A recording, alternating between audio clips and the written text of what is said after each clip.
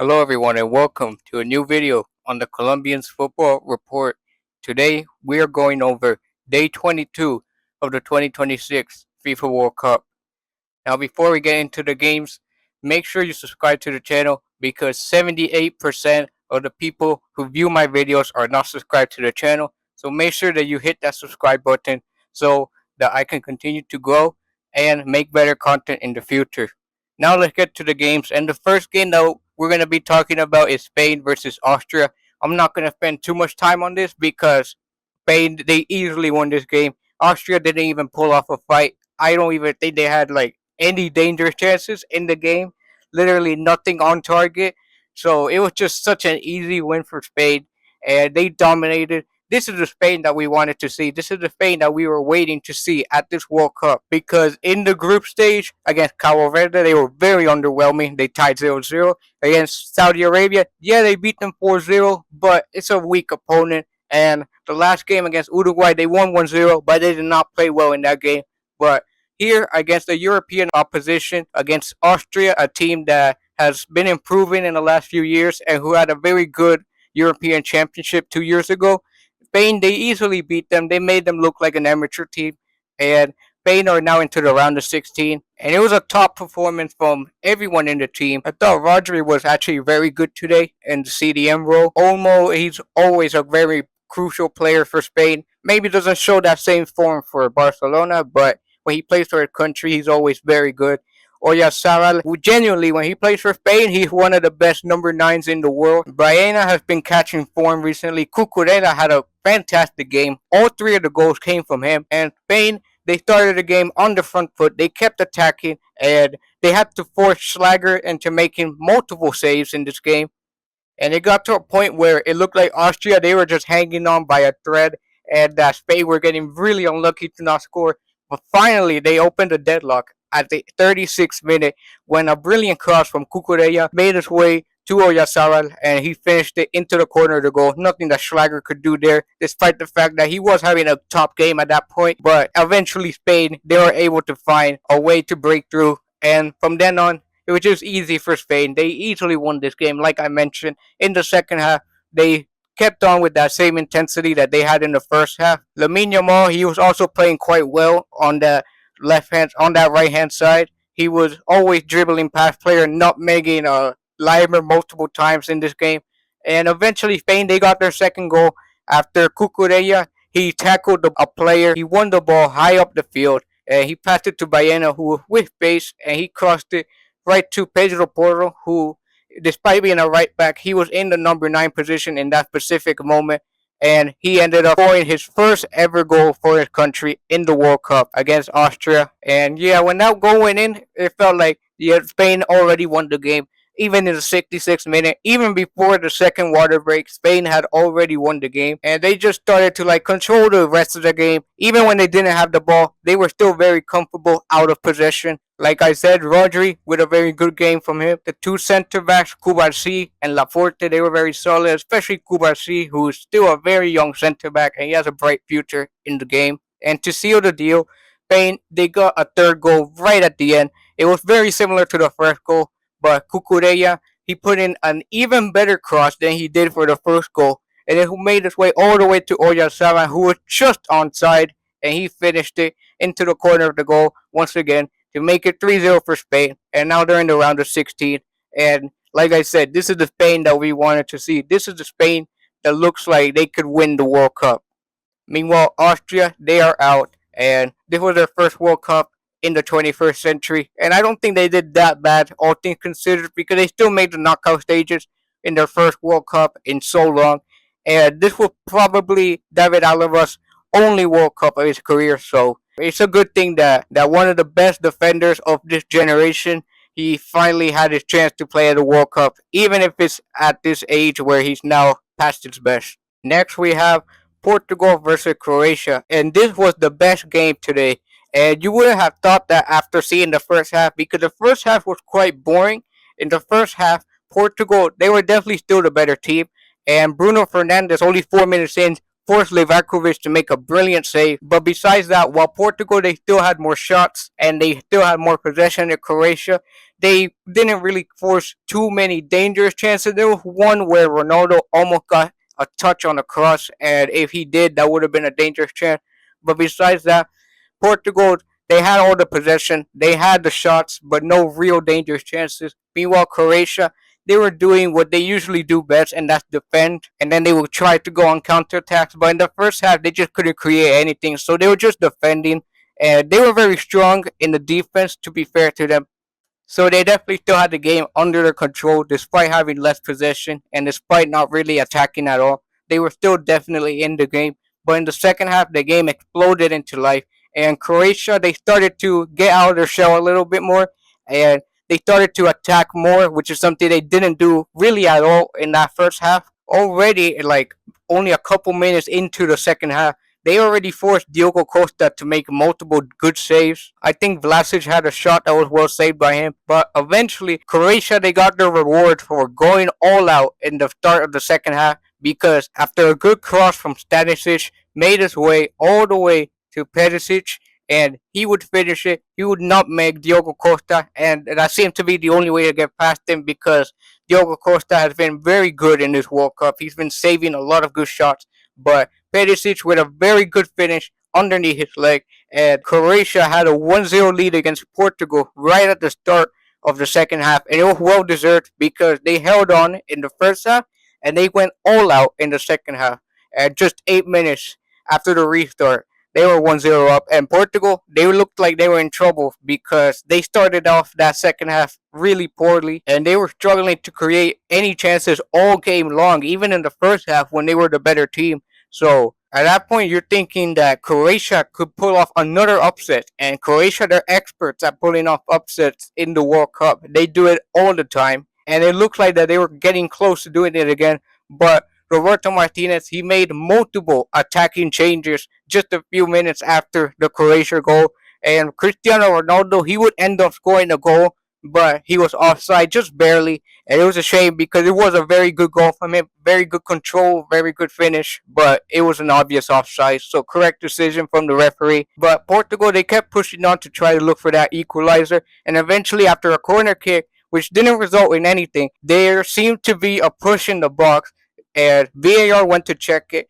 the referee went to check it, and the referee would end up giving a penalty. Now, this penalty was definitely controversial because a lot of people saying that it was kind of soft. It was Nikola Vlasic who kind of like pushed Vega down when he was trying to head the ball, but it did look a little bit soft. But I think it was still a penalty because even though the contact wasn't that strong, there was still contact for sure, and it literally just prevented Vega from being able to head the ball in a very dangerous situation.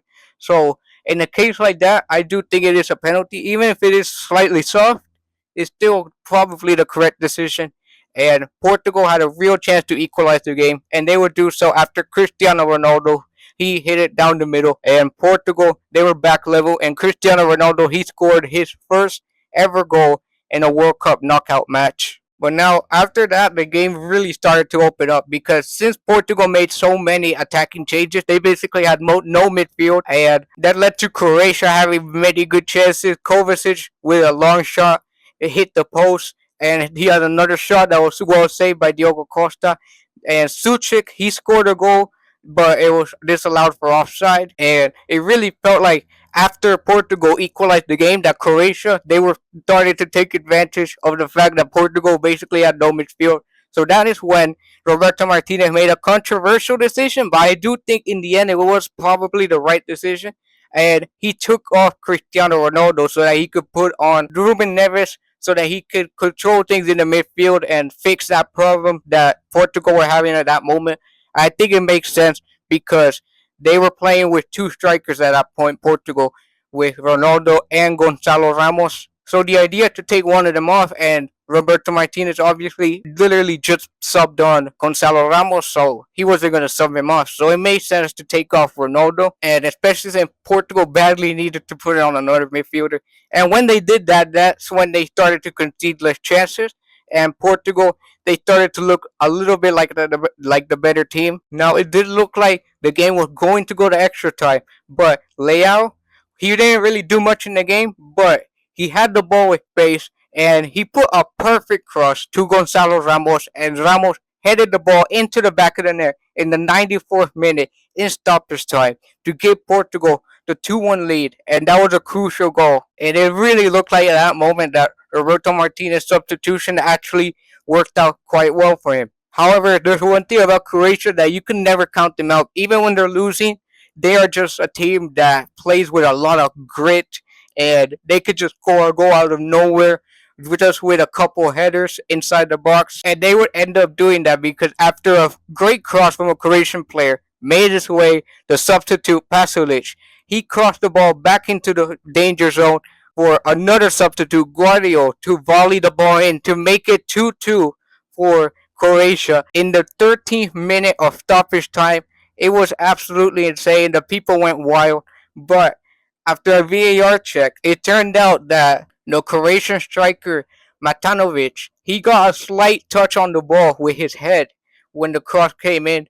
And because of that slight touch, that meant that Pasalic was in an offside position when he put the cross in to Guardiola. And eventually, that would lead to the goal being disallowed. This decision was very controversial because there were people saying that Matanovic didn't touch the ball, but I do think he did because apparently FIFA used a machine to be able to tell when a player touches the ball, and that machine told the referee and the VAR that Matanovic did get a slight touch on the ball. That means that when the ball made its way to Pasalic, he was in an offside position. And while it is true that the ball did touch Vega, it doesn't matter because once Matanovic got the slightest of touches, even though Vega touched it afterwards, it was still offside.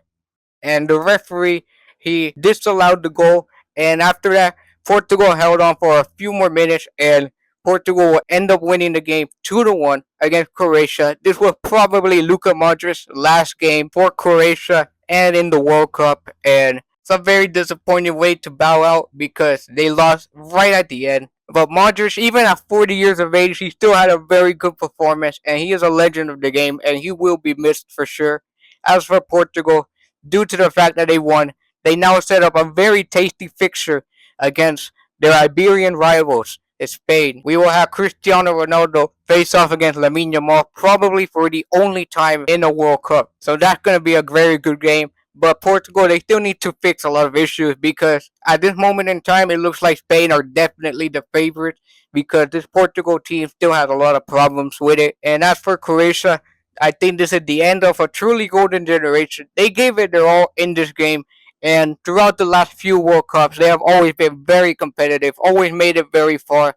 And here, I think this is the end of a truly golden generation with Modric, Kovacic, Perisic. But it will be interesting to see what the future holds for Croatia in the post Luka Modric era. And as for Portugal, Ronaldo, he lives on to fight another day, and he had a great performance today. Even if you take away the goal, I still think he got himself involved in Portugal's attacks. And Portugal, they dedicated this win to Diogo Jota, who passed away on this day last year. So, very emotional moment for Portugal. And let's see what they can do against Spain in the next game. Lastly, we have Switzerland versus Algeria. And similar to the first game that we talked about today, I'm not going to spend too much time on this because once again, we had another case where a team dominated another team, just like Spain did with Austria. Switzerland dominated Algeria. Granted, it wasn't as like one-sided as that game was, but it was still very obvious that Switzerland were the better team from start to finish. I think throughout the entire game, the Swiss goalkeeper Gregor Kobel, he really didn't have to make any real good saves because Algeria really didn't have any real good chances to equalize the game after they went 1-0 down just 10 minutes in. After a great run from Manzambi down the left-hand side, he made his way into the box due to his fantastic dribbling, and he put in a perfect cross for Mbolo so that he could tap it in. And Switzerland, they were 1-0 up, and Manzambi is looking like one of the candidates to win the Young Player of the World Cup award. He has been amazing for Switzerland, and in general, this Swiss team, they look very well organized. Something that I like is that both of their wingers, they're both very good at dropping back and helping out in the defense because they both have very good work rate. Both Endoy and Vargas, I think they were both very solid today. The Swiss defense was very good. Akanji, solid. Zakaria, very good game from him. He did get injured though, so we have to see how serious the injury is. And Granit Xhaka, he always has a good performance, whether he plays for club or country. As for Algeria, I think every now and again, Massa, he had a good play, or Ainuri, he has good dribbling down that left hand side. But besides that, they really didn't do much at all in this game. And it was a very disappointing performance for Algeria, who are now going home. And it makes you think that they agreed basically to tie the game with Austria to eliminate Iran. And both Austria and Algeria didn't do anything in the knockout stages. And when Algeria should have went all out in the second half to try to get their equalizer, they did the opposite because instead they conceded another goal just 1 minute into the second half. And Doy, he took advantage of a bad clearance from Algeria and he finished it with his right foot into the corner of the goal. And Switzerland, they won 2-0. And they could have had more. There was a chance where Ryder, he had an open goal and he somehow missed it. He somehow shot it straight at Zidane, who was supposed to be beaten by that point, but he managed to recover somehow. The Algerian defense was also forced to block some relatively dangerous shots from Switzerland. So it was a very well-deserved win for Switzerland. And despite the fact that Algeria had more possession of the ball, they really didn't do anything with it. Their substitutes really didn't respond either. So it was just a disappointing way to go out for Algeria, a team who has a lot of promise. But I think that for this World Cup, they just weren't ready yet. And this was probably Riyad Mahrez's last World Cup appearance. So they will be approaching a new era in the next World Cup cycle. As for Switzerland, they have now won a World Cup knockout game for the first time, I think, in like 88 years, which is absolutely incredible. And now they will wait to face either Colombia or Ghana in Vancouver in the round of 16. And this Swiss team could play. They could honestly be dark horses in this World Cup. We just have to wait and see. But that is going to do it for today's video, where we went over all the games that took place on day 22 of the 2026 FIFA World Cup. Make sure that you leave a like on the video and make sure you subscribe to the channel like I mentioned at the start. I have nothing more to say, and have a good night, everyone.